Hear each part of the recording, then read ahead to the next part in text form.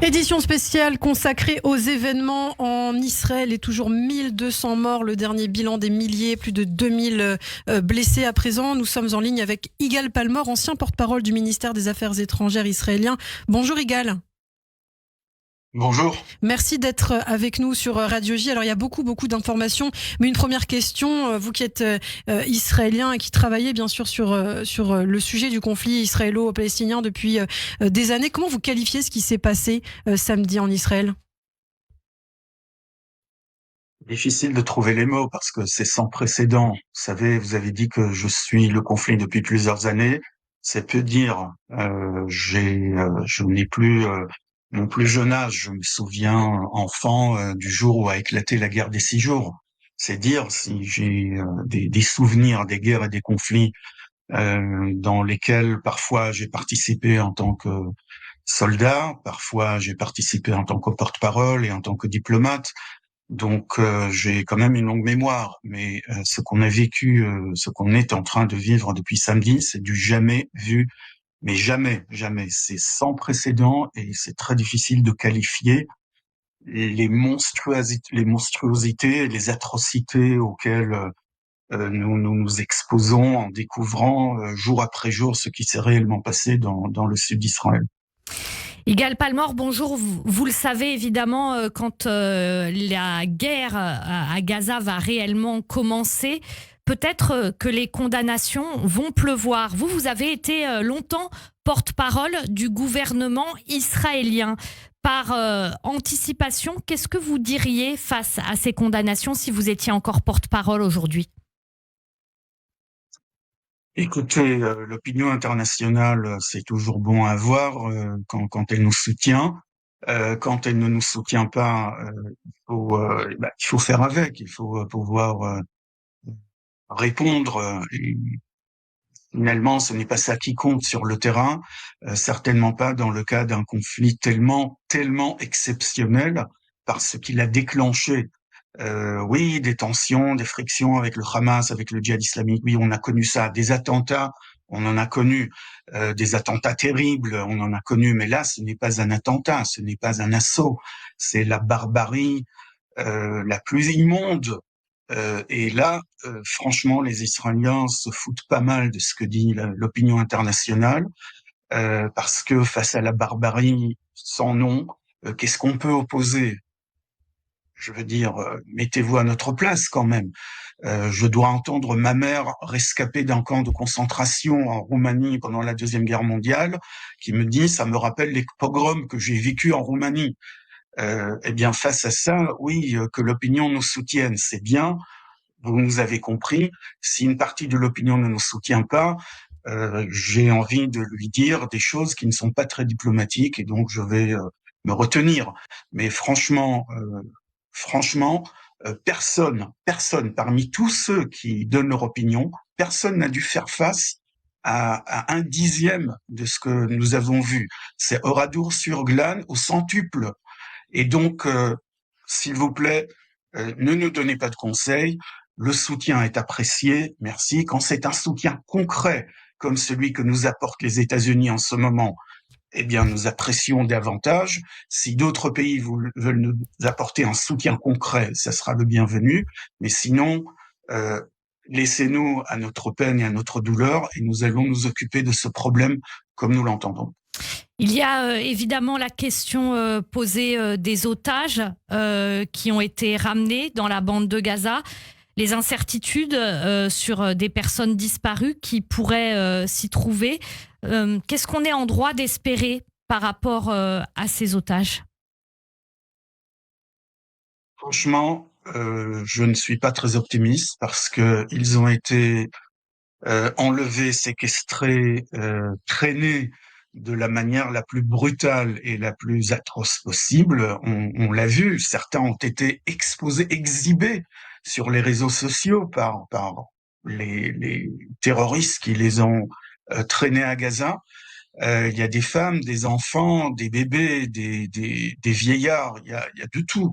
Ce n'est pas une confrontation entre un groupe de guérilla et une armée, ce n'est pas ça du tout. Et comme dans le passé, le Hamas n'a jamais respecté le droit humanitaire international concernant les soldats qu'il a pu faire prisonniers, on ne peut pas s'attendre à ce qu'il le fasse maintenant. Et c'est vraiment le moins qu'on puisse dire. Je ne veux pas abonder dans ce sens pour dire ce que nous pensons et ce que nous savons du traitement qui est réservé aux otages. Un problème supplémentaire, c'est que tous les otages ne sont pas forcément aux mains d'une seule organisation avec laquelle on pourrait éventuellement négocier.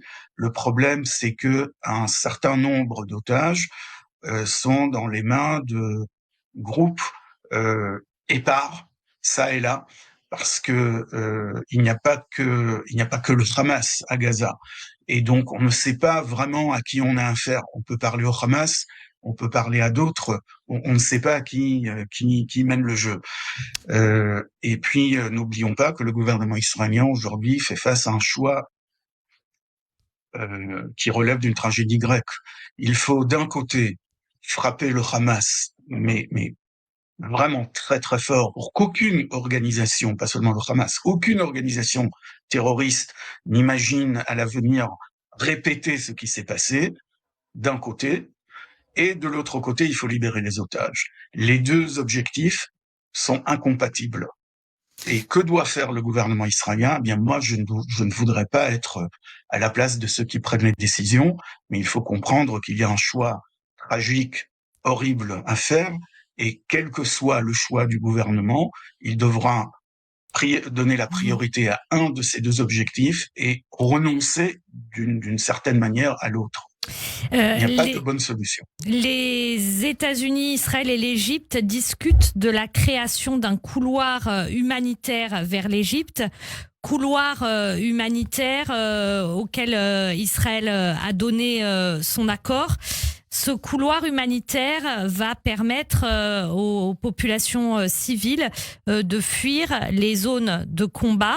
Qu'est-ce qu'on peut espérer? Parce que peut-être que sur place, à Gaza, il y a des organisations humanitaires qui pourraient peut-être éventuellement avoir des nouvelles des otages, ou alors ça, c'est totalement exclu? D'abord, le couloir humanitaire, oui, pourquoi pas, dans certaines conditions qui permettent que cela ne serve pas de tuyau d'échappement aux terroristes, n'est-ce pas?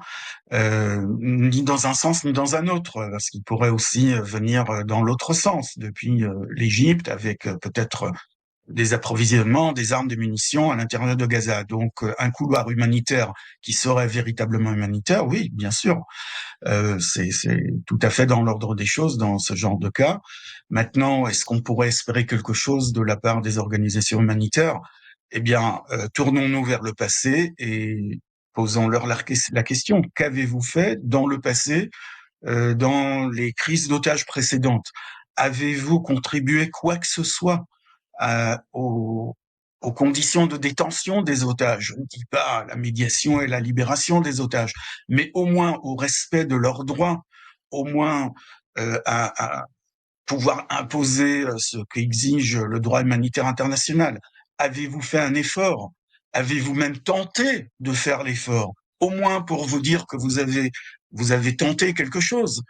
Eh bien, la réponse est non sur toute la ligne.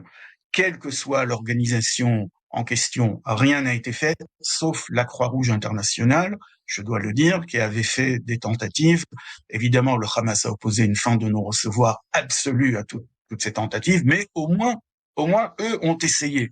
Quant aux autres, eh bien, c'est le zéro absolu. Et on n'est pas en droit d'espérer quoi que ce soit de leur part en ce moment. Yigal Palmore, ces soutiens internationaux, vous dites ils sont bons à prendre. Est-ce que vous avez l'impression d'être compris? Nous savons que nous sommes compris par des gouvernements, et des institutions, des responsables qui sont bien informés et qui savent ce qui s'est vraiment passé sur le terrain. Des gens des responsables, des dirigeants qui ne sont pas nourris par les médias, par les réseaux sociaux ou par un ou deux médias. Les gens qui ont accès à l'information, parce que évidemment, quand on occupe une position au sein d'un pouvoir, d'un gouvernement, on a accès à beaucoup d'informations. Donc ceux qui savent ce qui s'est vraiment passé, oui, là on a un soutien de la part de tous les pays occidentaux. Je crois qu'il y a au moins 80 gouvernements qui nous ont exprimé leur soutien, crois, ouais. Certains avec plus de force, 84, c'est ça, certains avec plus d'émotion, d'autres moins, mais bon. Après, il y a des gouvernements, après il y a la Russie qui, évidemment, ironise sur tout ce qui s'est passé et dont le gouvernement encourage une vague sans précédent d'antisémitisme sur les réseaux sociaux russophones. Ça, c'est une chose dont on s'occupera après. Et après, il y a aussi des gouvernements qui ne surprennent pas vraiment, mais qui quand même abondent dans l'absurde horrible, comme le président de la Colombie qui a multiplié les déclarations anti-israéliennes violentes, comme si c'était Israël qui avait égorgé des Gazaouis et pas le contraire. Donc il y a un peu de tout dans le monde, mais c'est vrai que 84 gouvernements nous ont exprimé leur soutien, et je crois que dans certains pays, l'opinion est majoritairement solidaire avec les Israéliens en ce moment. Et oui, c'est bon à prendre, mais c'est dommage qu'il ait fallu une tragédie aussi inédite, aussi indicible pour que cette solidarité se manifeste. On se serait bien passé de ces circonstances, vous comprenez bien.